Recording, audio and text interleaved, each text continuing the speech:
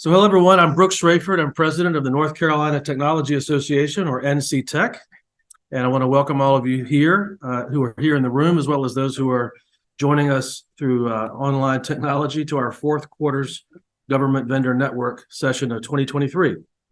A quick note that we are recording this session, so we'll send a follow-up email to everyone who was registered today with a link to the video and any materials from today's session. A big thanks to Brooks Pierce, as usual, for hosting us in their lovely space. We appreciate very much the hospitality of your team. For those of you who are new, these sessions are an opportunity for us to invite public sector officials and leaders to come and share their activities and priorities with their current and potential business partners. As most of you know, we've had the good fortune for many years. This is a milestone year for NC Tech, by the way. This is our 30th anniversary year as an association. I just hit my 15th. In my role, and predating that, Brooks Pierce represented NC Tech on policy matters. So we'll have the chance to hear from Ed Turlington and his colleague Drew Moretz, as we normally do in these sessions, to give a brief legislative update. It may not be as brief as usual because the budget just passed and is in effect now. So there's a lot, I'm sure, to share with us. And after they conclude, we'll finish out our day. It's always good for our speaker and maybe each other to know who's in the room. We got a big crowd. I know we have online folks. We don't have the opportunity to easily do that. But if you can promise name, rank, and serial number super fast, your name and who you're with, that would just be helpful, I think, for our guests, but also others in the room to know who's here. So why don't we start with Jacob? We'll work our way around this table and then we'll move around. Yeah, Jacob Gray, assistant. Liz McCormick with Cisco. Amita Gulati with Cisco. Megan Rabiel with Cisco. Roy Floyd, I'll also know. Tasha Green with Park. Allison Huffman with Phoenix. Heather Black. Lloyd Black. Chris Derby, Swan. And Fort Point, Swan. Brian Halloween, Swan. Reggie Reed, Swan. Clearly a spunk table there. Welcome back, as a yeah, really. We have the former Secretary of Commerce for North Carolina and now leading economic development for Brooks Pierce, Tony Copeland. Introduce yourself beyond what I just said.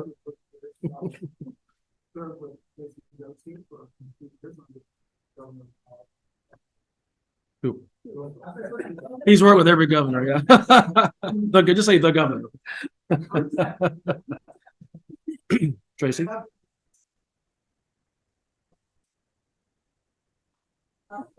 Jones. Mike Wade, Dell.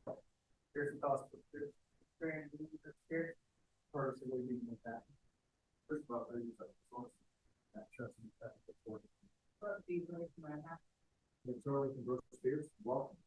Thank you. Drew, you want to kick us off? Yeah, Drew Moretz, Brooks Pierce. Ricardo Rocha from Oasis. You remember? Your name? Zach Ambrose, Ambrose Strategy. Alex, NC Tech. Josh Enderline, Oasis. Katie Beasley at Brooks Pierce. Welcome, everybody. It's a great crowd. All right, so a quick note before we get into the program. Our final and largest signature event of 2023 is coming up soon. NC Tech always hosts the NC Tech Awards program and event. There are sort of two things that are related. In the summer, companies can be nominated or apply directly for recognition. This is not limited to NC Tech members. It's truly the state's awards program. It's quite an undertaking. Hundreds and hundreds of applications come through. We have a variety of partners that review all of that. And ultimately, I guess a couple months ago now, or a month or so ago, we were able to announce the finalists in all of the corporate awards, so a handful of finalists per award. And the winner will be announced live, and the winner doesn't know they're the winner until the evening of the NC Tech Awards Gala, which is November the 1st at the Raleigh Convention Center, so just a couple of weeks away. Hundreds and hundreds of people already registered. Hope you're a part of that. If you're not, please take a look, nctech.org/awards gala. That'll take you to the actual event information where you can see how to attend that yourself or as a group, and encourage you to take a look. We also have an event I want to mention now because we may meet once before this comes up, but it will be close. Our first kickoff event every year is called Outlook for Tech. That takes place in Charlotte, but it's a statewide event. It'll be on February the 2nd. It's scheduled to be sort of an easy, if you're coming from out of town to Charlotte, it's sort of 9 or 10 to 2 windows, not too bad on your business day. And it's where we release our annual State of the Tech Industry report that we commission, but it compares and contrasts all the states in a variety of metrics on sort of the strength of their innovation and tech ecosystem. We also we have some featured speakers on tech trends, what to be on the lookout for in the coming year. So it's always a great way to sort of kick off the beginning of the year. And you can find that at nctech.org/outlook. We do have still a lot going on in the final quarter of 2023. So please navigate yourself to our website and our events page. We're still adding things as we speak. I'll mention one of them now before we kick things off for today's program. On Thursday of this week, we have a live webinar, live web session. Webinar is a horrible word. It sounds so boring. But anyway, a live web session, web briefing. But you can register for it and get the recording later if you don't happen to be available to tune in live. We now release an annual tech innovation index. And it, rather than comparing states, it compares metros. So lots of chambers of commerce and other groups do metro comparisons to frankly highlight where they're strong as they're competing for economic development wins in their area. Very common to do that. Ours is tech focused. It focuses on tech talent supply, tech talent demand, and then a third subcategory is sort of general innovation metrics. But the three of them together are the index is weighted toward those three things. And so North Carolina has a handful of metros that are among the top 100 in the country as far as just size. And because it's our report, we added in a few more North Carolina metros just to see how they stack up in general. And some of the highlights will surprise you, and some will confirm what you would assume, perhaps. So on Thursday this week, 9 o'clock, we'll have a briefing on the findings of that. And then that will be followed by a panel that will be discussing sort of what's the impact of the tech sector on North Carolina and what factors in North Carolina have impact on the tech sector. And we're really excited to have Nate Denny, who is the Deputy Secretary of the Department of IT, responsible for broadband and digital inclusion, or digital equity. We also have Tim Humphrey, who is the Chief Analytics Officer for all of IBM, happens to be the Senior State Exec in North Carolina for IBM. We also have the CEO of a North Carolina headquarters, smaller, earlier stage tech company. And we have a fourth person. I'm just totally forgetting. Alex, do you know it all? Oh, yes, the chair of the Wake County Board of Commissioners. Counties, of course, are all in the economic development game. And so they hear all the time from companies that are here what they need, what they want, what they're looking for. And of course, they hear from companies looking to move somewhere or to expand, what their priorities are.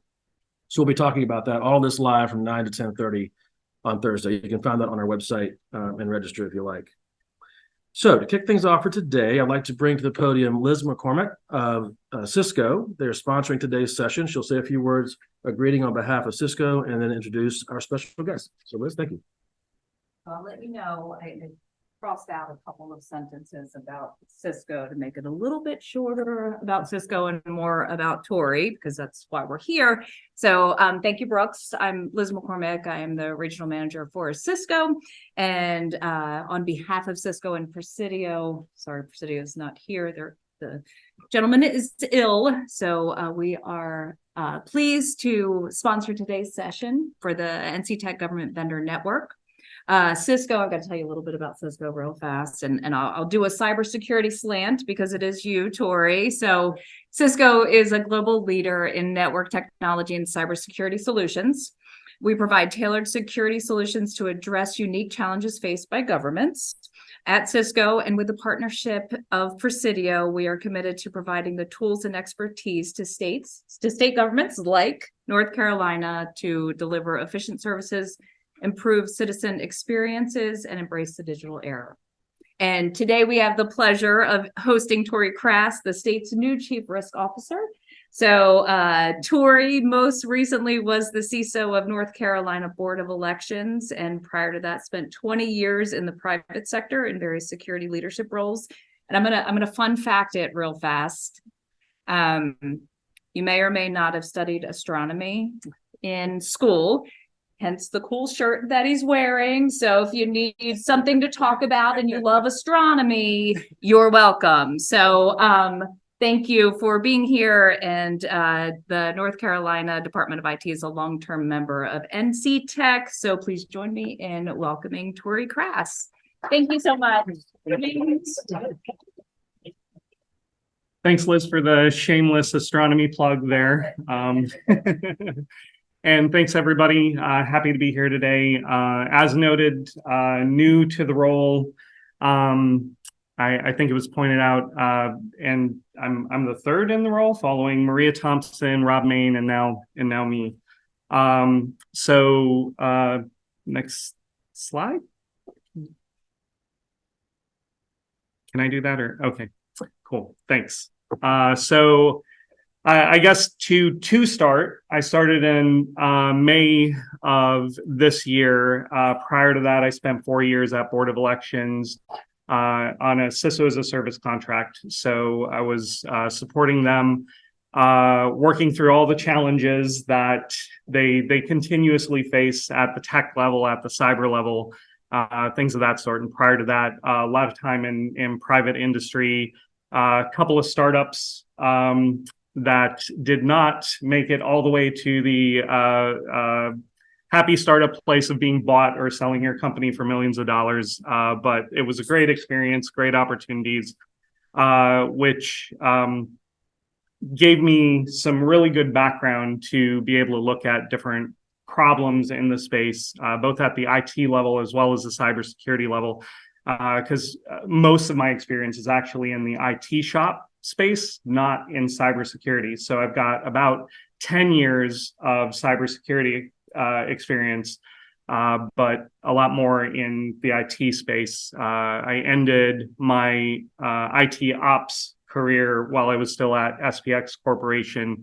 down in Charlotte, basically running their global data centers, and had the opportunity to move over into the cybersecurity side of the house, and had a little bit of hand wringing there, and decided eventually it was a thing to do. So moved over into that.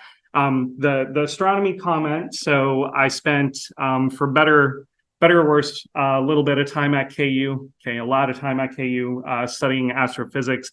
Didn't finish there before moving to North Carolina and finishing out degree work in information science and technology. So next slide. So today, I really wanted to share just a couple of high-level things, because I think the conversation around these it will be very important going forward. And the first thing, big up for pretty much everybody in the room, something that I started almost as soon as I walked in the door, was looking at the contracting mechanisms that NCDIT has when it comes to working with you, as well as providing services out to constituents, different agencies, all that type of things and stuff, and recognizing it has not really been working very well for us or for anybody else, from the standpoint that there's a lot of time that goes into it. There's a lot of delays that seem to pop up with it. And frankly, it can be really hard to figure out how to even get onto a statewide contract, especially if you're a smaller entity. So what we're working to do, and this is very much in flight at this point, to the tune of there's been an individual onboarded as of today. Actually, I've been having conversations about this. We're trying to create a new one-stop shop for cybersecurity services and tools that will be a statewide contract.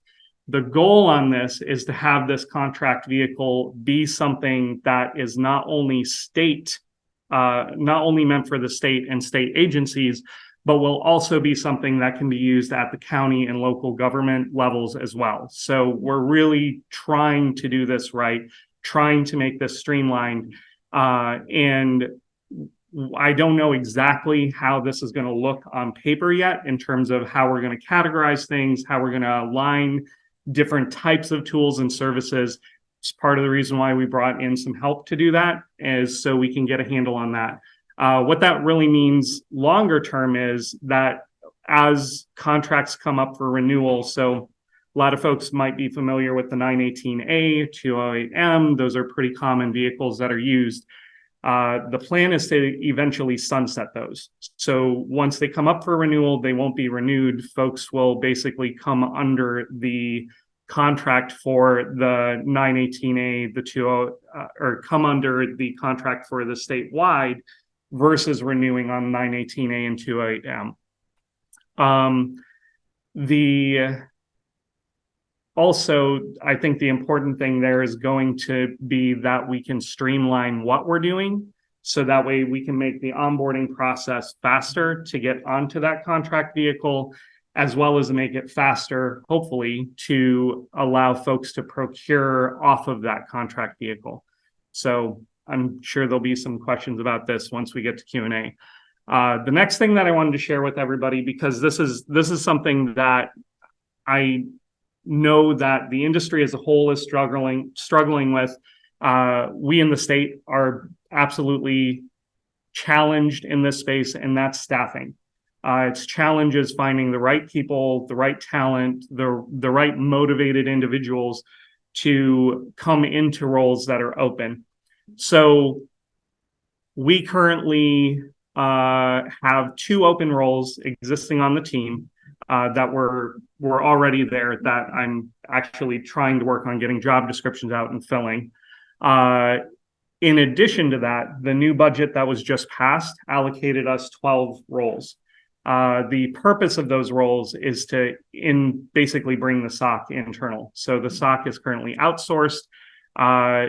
It had been decided well before I stepped into the role that was not working as ideally as everyone would have liked. So at this point, we're going to move to bring that back in-house. So that gives us 12 positions related to that. I don't know exactly how that's going to play out. But from my intent and my hope is 6 of those roles will go to staffing the SOC proper, as in they will literally be the analysts working the SOC. Realistically, the way this works from a timing standpoint, that really only gives me, if I'm lucky, first and second shift Monday through Friday, which means I'm going to have to work across the state in terms of partnership opportunities with other agencies to figure out how we cover those gaps, in addition to the possibility of needing support at the services side from the community in terms of how to staff the whole part of that. So with that also rolls into this third bullet point that I have on here, which is I generally speak to it as my 50 and 100-year plan, because knowing state government moves pretty slowly, right? You start somewhere and maybe it's in place a while later.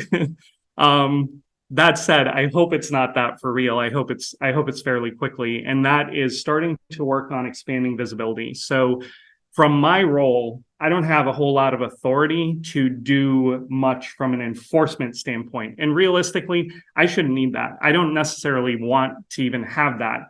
But what I need to be able to do is offer services to the other agencies to make them want to come to the table, to make them want to partner, to make you all want to partner, not only from the money standpoint of it, but also from a shared partnership in what we're doing from an innovation standpoint. So the visibility and expanding that I'm talking about is I really want to start driving and pushing visibility from my team to have that across state agencies. And the value that starts coming with that visibility is that my team is getting intel, we're getting threat information, we're getting bulletins and postings that if people are getting them at the agency level, I don't know if they're even reading them. And in some cases, I would venture to say they're probably not reading them. They probably have a mail rule set up to put them in a folder somewhere that they'll go back and reference later if they need to, right? I want to change that. I want to change that so that when this information comes into my team makes that actionable going forward. Because if we don't have actionable, if we don't turn that information into actionable tasks that the agencies can do to protect their infrastructure, there's going to constantly be a struggle for them to actually follow through and finish vulnerability remediations and updates and things like that where they're serious. case in point on this one, we see the Log4j activities and the MOVEit vulnerabilities and things of that sort. So I feel like we have a fairly good handle on that within the state, but it took a while to get that information. It took literally reaching out, having one-on-one conversations with the different stakeholders across the state, wherein if you look at the timeline from that exploit being released to when it was actually being used in the wild by attackers, it was really, really short. It was hours in some cases. So that time can be super, super important. And I need it to get to a point where we have the visibility so we can help with that. We can pick up the phone. And when folks get the call from us at these other state agencies, they know it's serious. They know that we're here, literally here from the government to help, not figurative. And give us the ability to work with them and partner and make sure that this all works together. Where this all starts coming together, both at the staffing and the visibility level, is this takes people. This takes partnership. This takes things like internships, apprentice programs, and in particular, with folks in the room who have technology and services and things of that sort. How do we, and this is my challenge out to all of you, how do we start making that tech and tooling and that available to the folks in internship roles, to the folks in apprenticeship programs? In some ways, they can be your biggest advocate once they're in the door at an entity, because they know that tech if you've made it available to them. What I've constantly seen in this industry, and I saw this even prior to moving into cybersecurity, enterprise grade tools are only available inside the enterprise that purchased them. How does someone who has an interest, who has the passion, drive, and motivation to learn about these tools and really embrace that technology moving forward, how do they get access to that if they can't get their foot in the door because they're struggling with getting placed, they're struggling with landing internships, they're struggling in those ways? So I would like to see that be something over the next, hopefully, year to 2 years, get further developed within the state. I did, when I walked in, DIT had started working through internship programs. Historically, ESRMO, the office that I'm over, has not participated in that. We changed that. So as of today, we've gotten down to 4 candidates that are moving to in-person interviews, and of that, 2 of them will end up being offered an internship within the next week and a half to 2 weeks. So that's a huge change for us. It's a little bit of a challenge and a little bit daunting because it needs to be beneficial for the interns as well. They need to have the ability to learn, to grow, to demonstrate their skill set, to maybe hopefully have a job opportunity at the end of it as well. But we have to build that. It hasn't been in place before. So that's something that is a major initiative within the team, is to figure out how the ESRMO team comes together to support those interns, make sure they have a good internship experience, make sure they learn the environment, have an opportunity to cross-train not only with cybersecurity, but with IT operations folks. Because if you don't really understand IT operations, what's your efficacy with putting security on top of IT? It kind of goes down until you cross that curve, until you overcome that. So I'm really looking at those types of activities. There's been some good conversation with different groups in the room already about things like that. So looking forward to seeing where that goes and to collaborating in the future on that. Next slide. Wrapping up with questions. So I didn't want this to go too long, because obviously I can talk about this for a really long time. So if you do have a question, I'll call on you. Please identify yourself again by name and company so folks know who you are. We'll start right here. Jacob. My name's Jacob Gray, Systems Architect in Cisco. So for the new SOC, the 12 roles, how do you envision that in terms of like sphere of influence? Would that just be for the IT proper, or from an ESRMO perspective, is that looking to be a SOC for like all cabinet agencies or beyond? great question.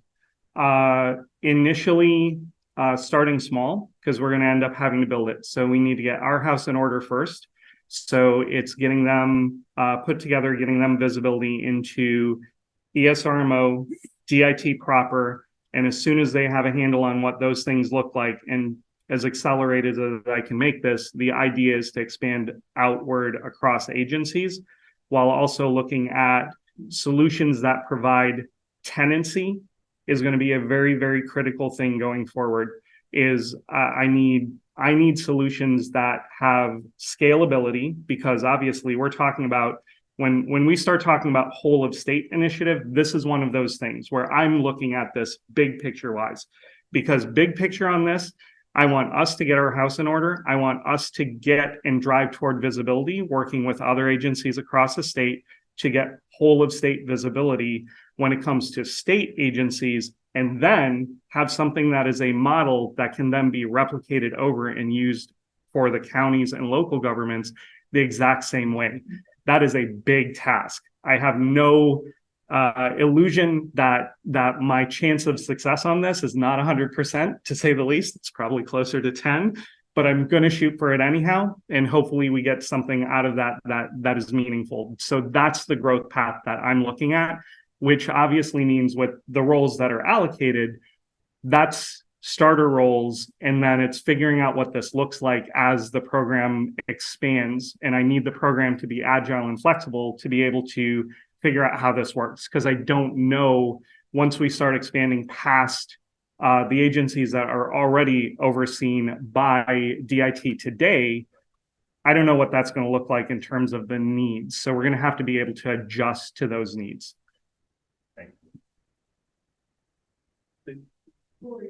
Councilmember Ralph, you could piggyback on you talking about, letting other people know about cybersecurity. What about cities and local government? Because I'm just a little bit concerned that, not enough cities know how serious the issue is, and also that the DIT can be a resource. So, do any plans addressing that, and how can I do it? Absolutely. And I'm going to take this in reverse. Let's talk and let's figure out what makes the sense in terms of how I can help you, figure out how all that works. Because I don't think it's very well defined today. I think there's a gap, especially at the communication level, like you just mentioned. So there is a security liaison program that's set up within the state apparatus today. I want that to have a counterpart, some type of program that engages county and local as well. And I also want to make sure that at a county and local level, that when there's training opportunities that we're putting on, that those get opened up where we can, because I think the awareness part is a big deal. If you look at just in general, like not even saying North Carolina specifically, but if you look at incidents that are happening across gov space in general, it's not the state apparatus that's getting hit nearly as much as the K-12s, the higher eds, and the local and counties. They're absolutely today bearing the brunt of the attacks that are happening.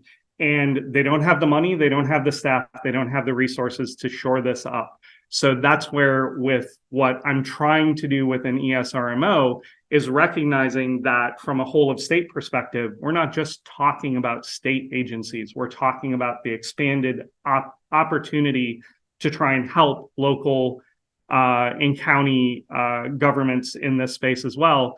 The IIJA funding, the grant program that has come through, there are opportunities there to some extent. The one thing that and this is probably caution for everybody in the room, all the grant funds that I've ever seen in this space, they're designed to stand up and implement, not sustain. When we're talking grant funds, they're an opportunity to get a new tool, a new tech in place. The issue that I see happening a lot is those grant funds will go toward purchasing something that a county or a local government has no chance of sustaining once those grant funds are gone. That's a huge problem, because once we put it in, get them to a certain level of protection, We don't want to get rid of that. We don't want to have to step out. So we've got to strategize and look at how do we effectively get them the coverage longer term.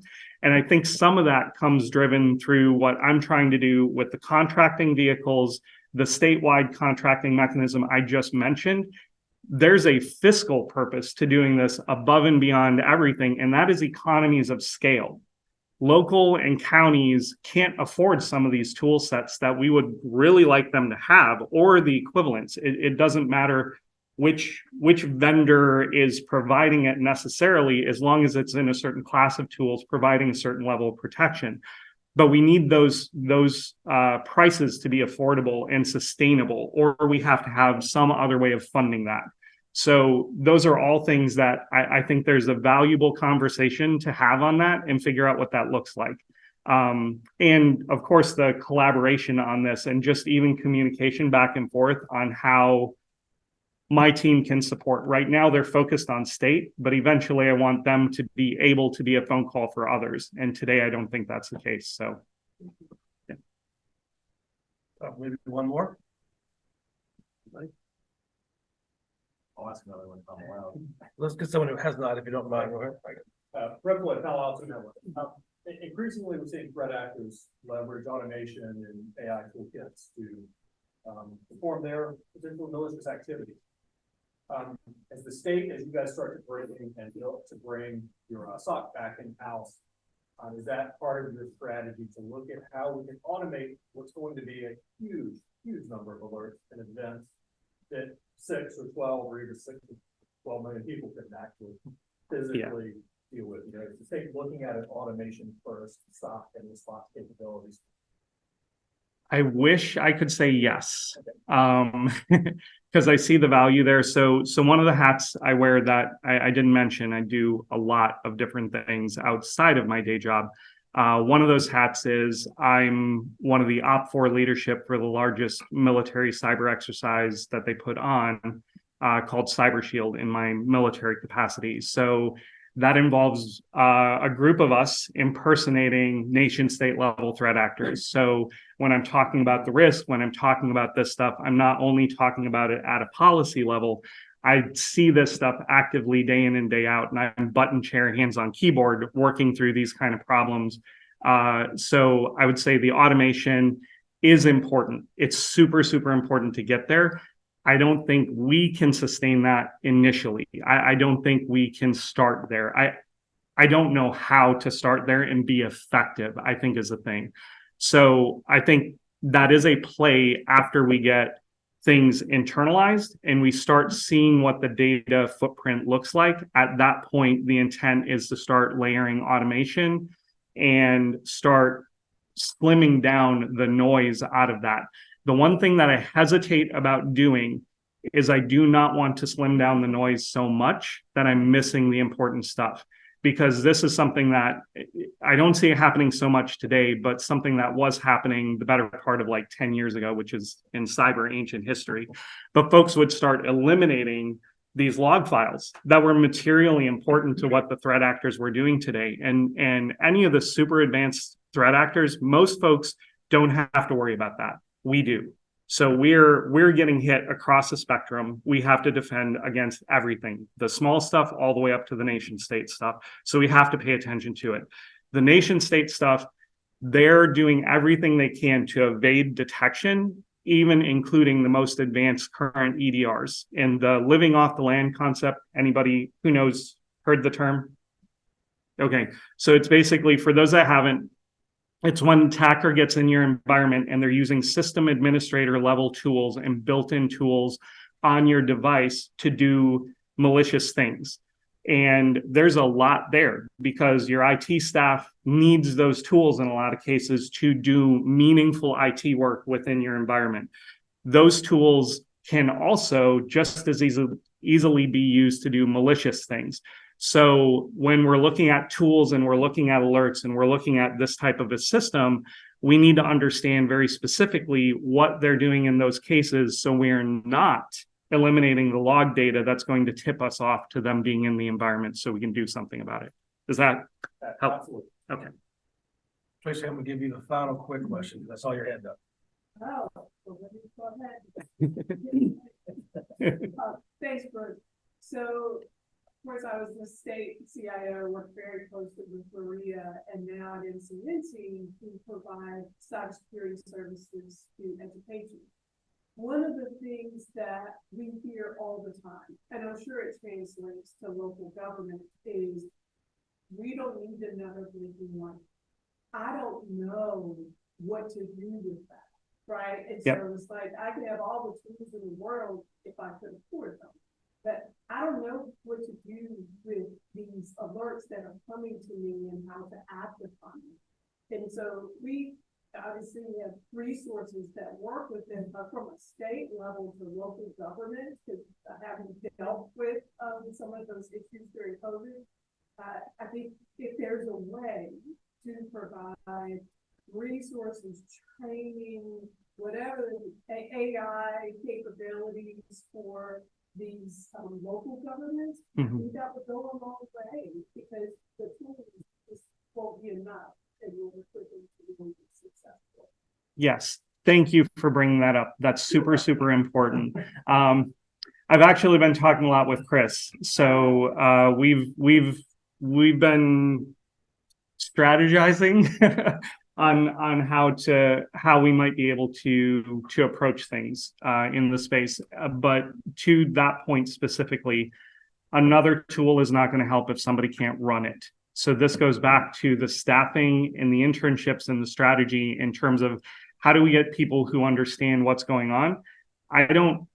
So looking at this as a raw tech person, I'm wearing the t-shirt and the blazer and the jeans and all of that, right? So owning this for a second, I don't necessarily need the fancy blinky lights and the tools to do incident response. When I get called on the military side to do incident response, most of the time I'm looking at Windows logs and I'm using open source tools to actually do analysis. The tools that you're providing, not to diminish this too much, they're super, super valuable because in some cases they can prevent the bad thing from ever happening, or they give context around the bad thing that happened. They provide a quicker response time to get back, whatever that value is. There is a value in that. But it goes to the point that was made. You still have to have somebody who understands this in order to be able to run these tools, be able to search through logs, be able to understand what they're looking at. So that comes with staffing. I think AI and machine learning components in there are helpful because they can help cut through some of the noise. But in some cases, there's still going to be noise. There's still going to be that. So it goes to how are we doing training? How are we propping those folks up, getting them what they need? And some of that even starts with my staff. I'm telling them I have a little bit of an expectation that they're going out and going to conferences. They're talking, they're networking with peers. They're having these kind of conversations to see what's available out there from a tech standpoint, but also the idea to try and get them plugged in so they know what they should be looking for in their day job. I think those are really important. And I think we've got a long ways to go. There's a lot of opportunity to figure out how to move this forward because nobody's solved it yet. Otherwise, I wouldn't be talking about it today, right? So I think sustainability at a tools level is super important. And this even for anybody doing business with DIT proper, Secretary Weaver, shelfware is not an option. So I think that is an important concept to understand is if we're putting it in, we have to be using it. We have to be doing something with it. And it has to be showing value back and providing that to the agents, to DIT and the agencies that DIT serves. Otherwise, we shouldn't be implementing it.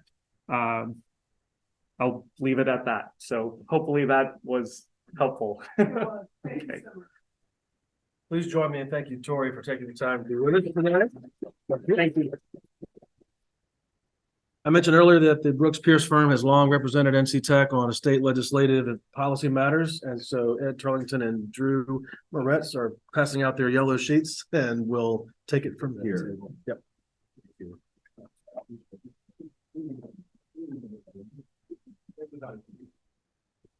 Alex, if we could have slide one of our handout, please, on the screen.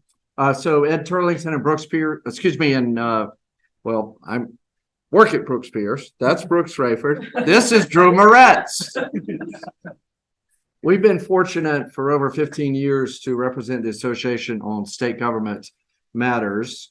And what you will soon have in your hands is the takeaway we try to prepare at every meeting that Brooks and his team also email out after the meeting. And so if for some reason you lose this, if you're online, this will be coming around. We're going to do three things briefly today. We're going to talk in general terms on page 1 about what's in the new budget law. On page 2, we're going to go specific on IT and the budget law. And then the last thing we're going to talk about is about IT bills that were not in the budget, some of which are are still eligible.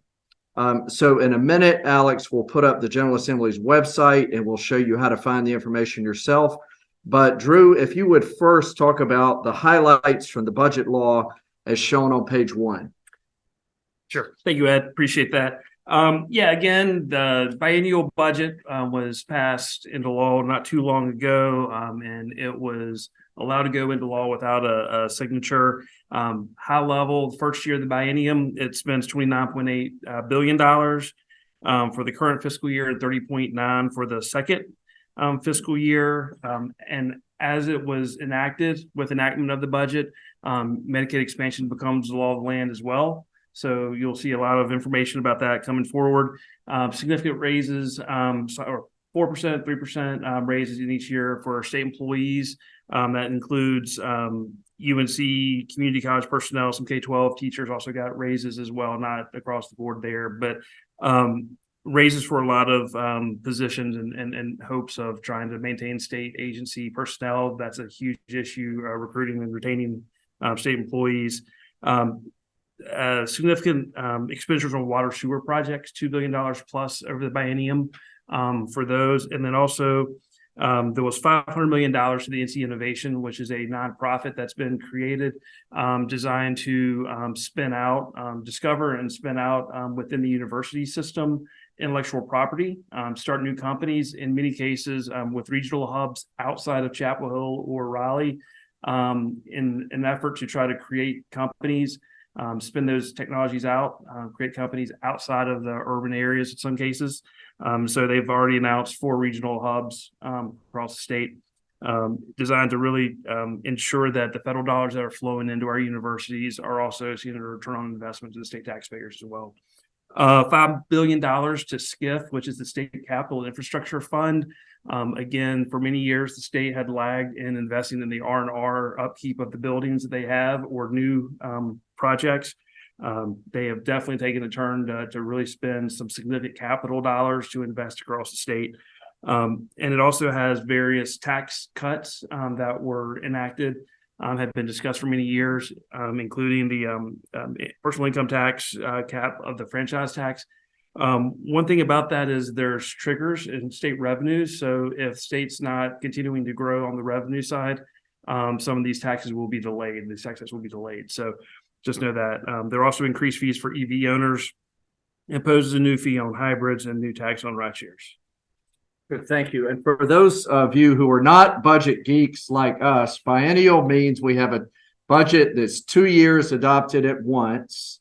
So beginning with the fiscal year, beginning July 1, and then the legislature will come back next spring to, if they choose, adjust the second year of the budget. One of the great times we live in now, Secretary Dokes, is a time of plenty, surpluses, tons of one-time money due to tax collections that are higher than anticipated. So as Drew and I kind of nonchalantly talk about $1 billion here, $1 billion there, it hasn't already been that way, and but we are in this period right now. So Alex, before we go to page 2, can you pull up the General Assembly website, please? We wanted to do something a little different today, and many of you already know this, but the General Assembly, in my view, actually has a very user-friendly website. And the reason we asked Alex to put this on the screen And I know it's small, but you just go to the General Assembly's website, upper left-hand corner, you'll see 2023 budget. And you'll see something called the committee report. Drew and I often know that as the money report because, as we'll show in a minute, you can go to the DIT website and you can see specific new appropriations for things like cyber. Then the bill text is what looks like many other bills. It's just what it says, although Drew is 650 plus pages this year, as I remember, and therefore the very important table of contents. So you can go to that table of contents and you can go to DIT or HHS or DOT and very quickly find the page number of what you're looking for in the bill text. The committee report also has a table of contents at the first that if you're looking for specific departments, I encourage you to start there. So Alex, if you'd please go back to our handout. So we're now on the back page of the handout. Great. So you'll notice that Drew and I in this preparation, we start with committee reports, and we simply wanted to flag for you various departments that got new money for IT projects. And you may say, hey, well, I thought DIT for the last 10 years has got $1 million for X. And you might not see that here. It's in something called the continuation budget. So not to confuse you, but this committee report really looks at new items. You'll notice that we noted that the DIT part of that is at pages G7 and G8. So you'll see a lot of things there for Tori and his colleagues. We're also pleased, and Brooks deserves the credit for this. For the first time ever, the General Assembly has appropriated money to NC Tech, $100,000 for workforce initiatives, which are, very important, as Tori just mentioned a minute ago. And then Drew, talk, if you would, a little about what's in the text bill. As far as the text, that's also where a lot of new policies and changes to existing statute fall. And as Ed pointed out, that was 600 pages. The money report is over 700 pages combined. It's over 1,400 pages. So significant amount to look through. There's a couple of things we've talked about in previous meetings where one version of the budget, which would have shifted DIT procurement to the Department of Administration, that did not take place. Good. And I just we put the page number there for any reason you want to go look at that. And then the final thing you'll notice on our handout. So the way legislation generally works is if something passes one house in the first year, like this year, 2023, it's eligible under the rules to come up next year in 2024. So you'll see we noted a couple of bills. Actually, Drew, as I remember, these changes in the broadband program were actually in the budget. So I'm not sure H197 will come up. What that was is, as you know, over the last few years, the legislature has allocated hundreds of millions of dollars for broadband build out that DIT is administering very effectively. Those provisions tweak some of the logistics of how that done. And then you may all remember last spring, there was conversation in Congress and many legislators about ban on the use of TikToks in state agencies, schools, etc. Our legislative Senate passed that. The House did not pass it. That's still hanging around. We listed 3 other bills that were introduced that might be of interest to you that did not move. I guess technically, Drew, under the rules, they're not eligible, although we've learned over the years if legislators want to make something eligible, they figure out a way to make something eligible. And then so the final thing is our contact information. We work for you as association members. If you have questions, you can't find something, you have our contact info. Brooks, is there anything else you would emphasize? Good. Please hang around. Drink our coffee, and we're here afterwards if you need us.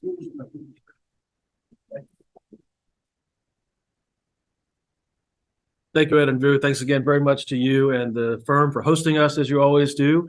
As of, I think, this morning, we've got dates for next year. So if you go on our calendar now, you'll see live the 4 quarterly sessions, including the ability to register for in-person like this or virtual access for the quarters in 2024.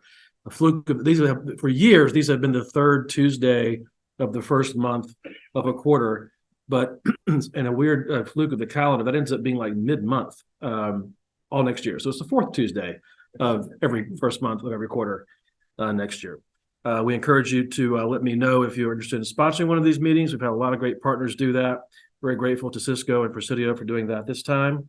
And remind you that we have our final large event of the year, the NC Tech Awards Gala, coming up on November 1st. Please take a look and see if your organization is represented there yet. And if not, we hope that you will find a way to do that.